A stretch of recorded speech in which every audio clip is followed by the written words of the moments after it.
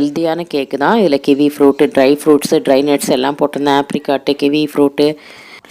இந்த கேக் மேலே வந்து நான் சாக்லேட் ஊற்றலாம்னு சொல்லிட்டு, இது வந்து சாக்லேட் தாங்க இது. பார் சாக்லேட்டை நான் கொஞ்சம் கீழே ஹாட் வாட்டர் நல்லா கொதிக்க வச்சுருக்கேன் சொம்பில்.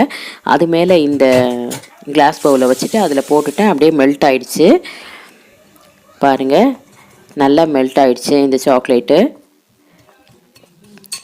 இந்த சாக்லேட்டை வந்து அப்படியே அந்த கேக் மேலே ஃபுல்லாக நான் ஸ்ப்ரெட் பண்ணிட்டேங்க. நல்லாயிருக்கும் சாப்பிட்றதுக்கு இந்த சாக்லேட் டேஸ்ட்டோட.